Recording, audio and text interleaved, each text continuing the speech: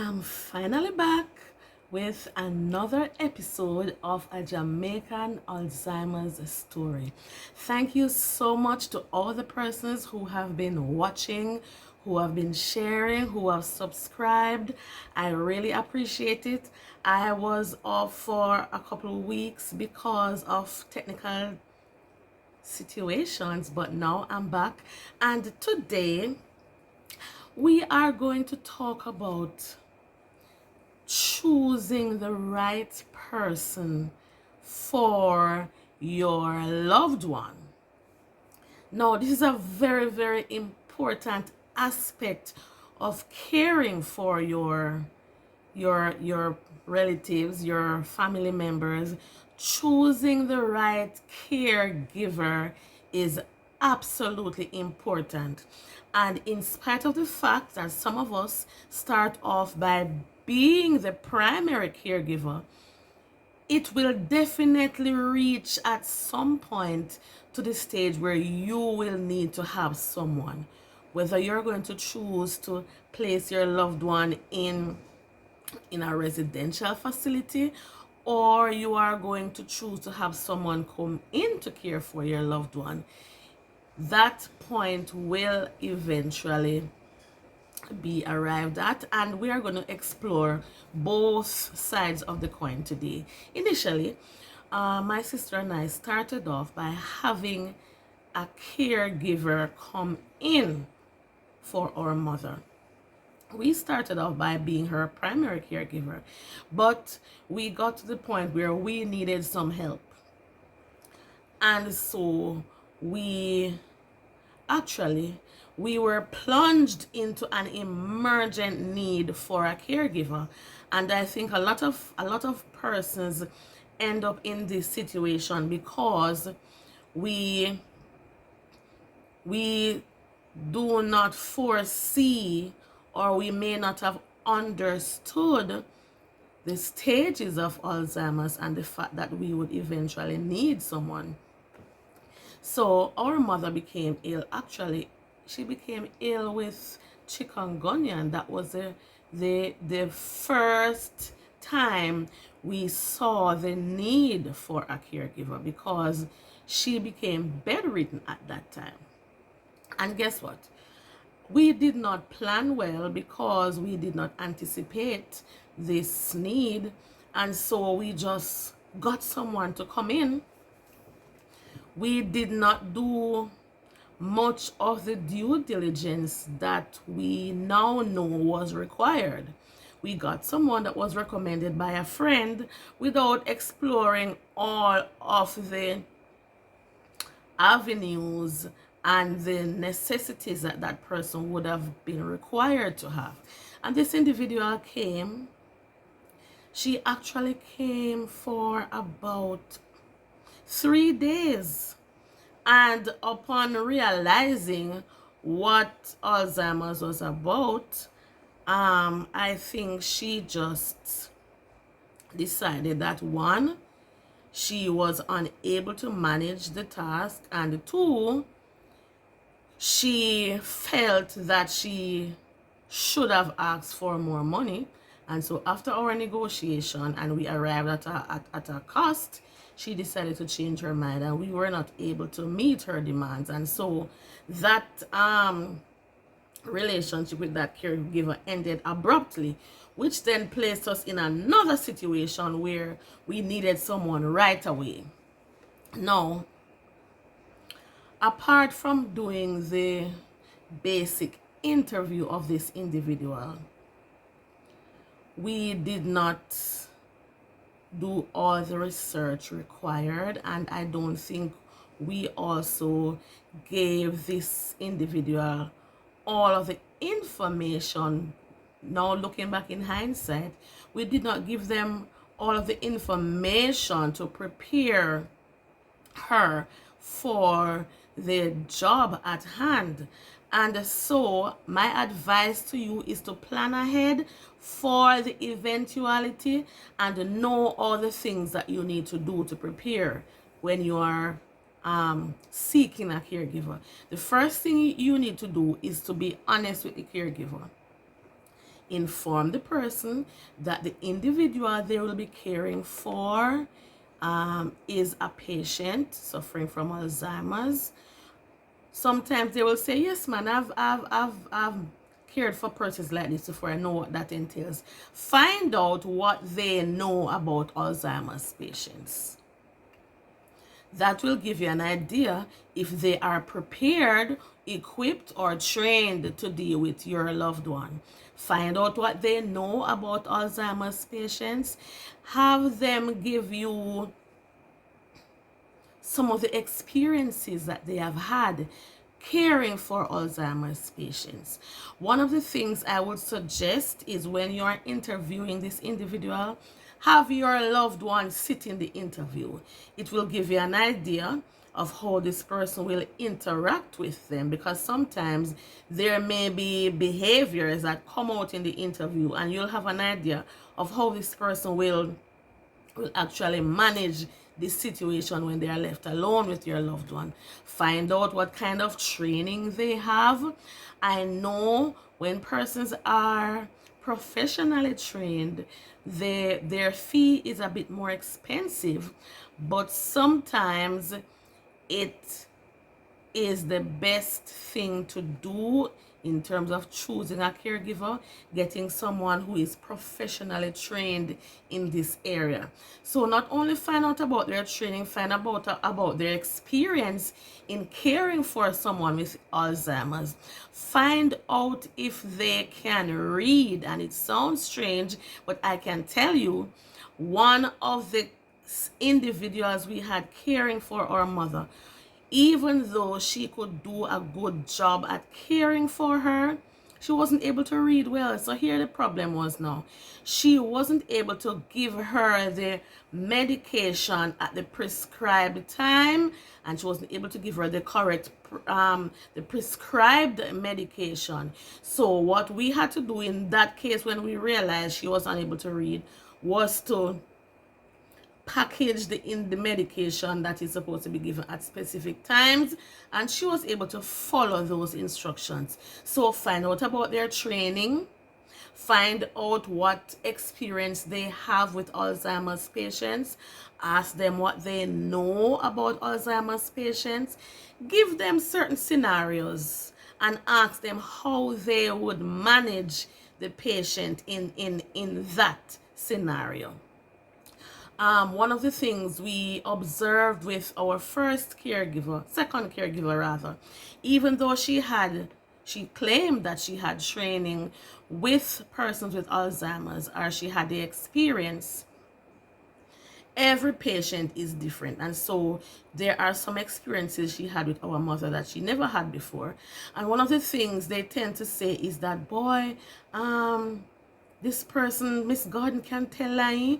She's not telling the truth. Imagine I gave her breakfast and now she's complaining to her children that I haven't given her anything to eat all day. That is a part of how persons with Alzheimer's behave. It is not that they are telling lies, it's that their brain does not tell them that they have eaten already. And so some of these behaviors can cause frustration on the part of the caregiver if they do not know how to manage it well.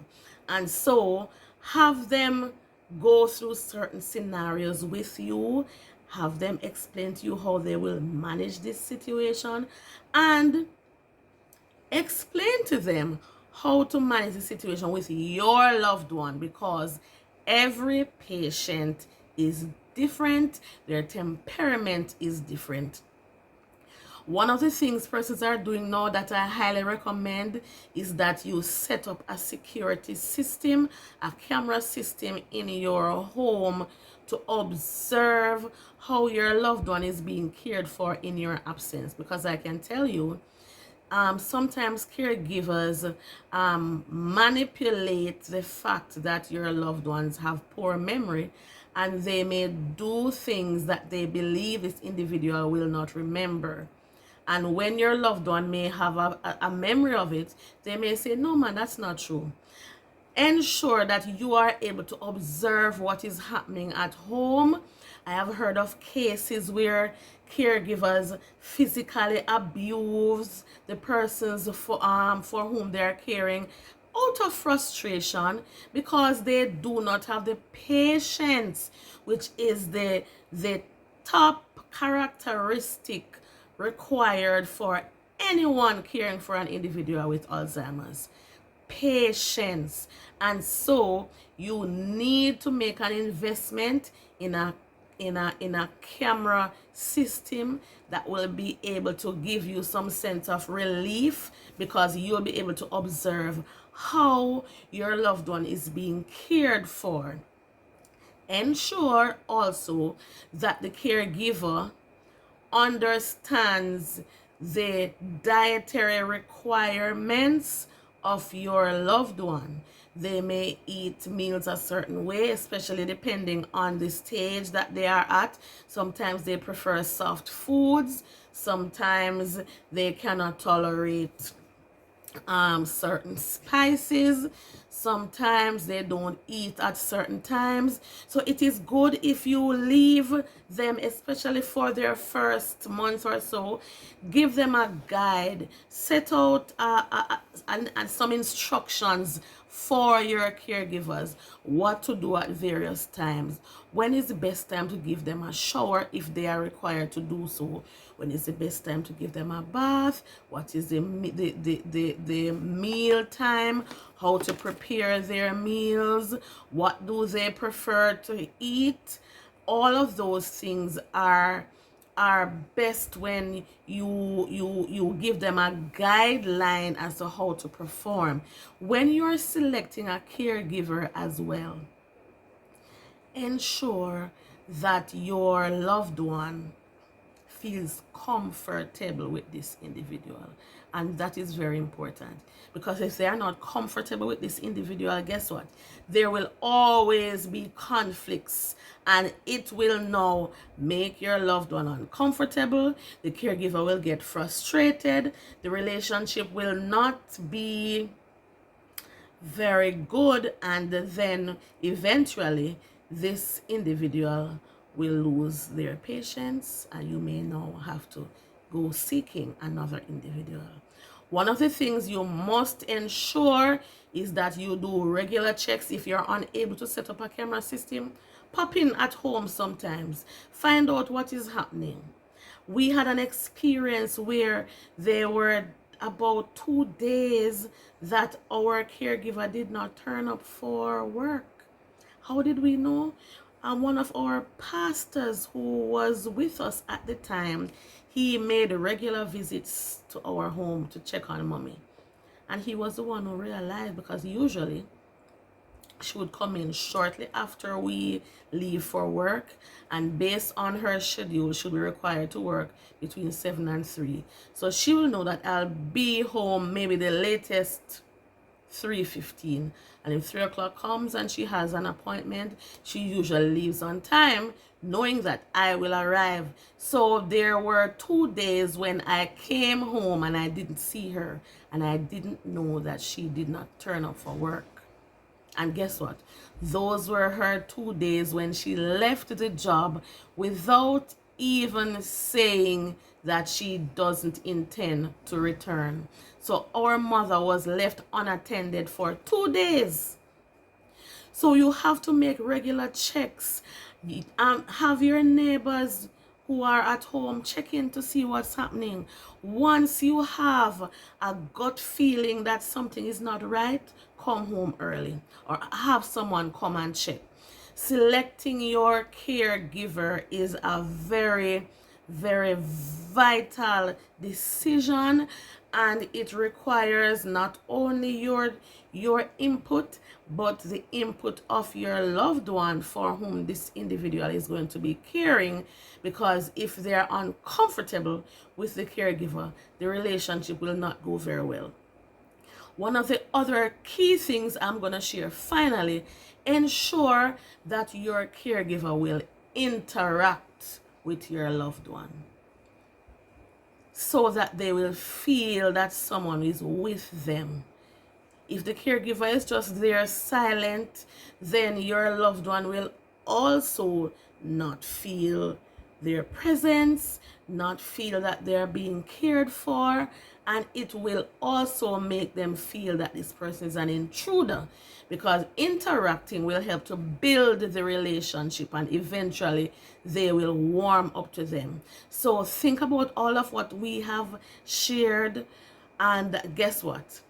Next week, when I share again, I will discuss some of the things to look for when selecting a residence for your loved one. If it is that you feel that you have reached the point where you need for your loved one to be cared for outside of the home. But bear in mind all of what I have discussed today, and ensure that you keep tabs on your loved one who is in the care of someone at your home. Make sure that you keep regular checks of what is established in the household, because sometimes, to be honest, it is hard to find honest individuals, and choosing to have someone within your home is running the risk of losing items at home that we have also experienced.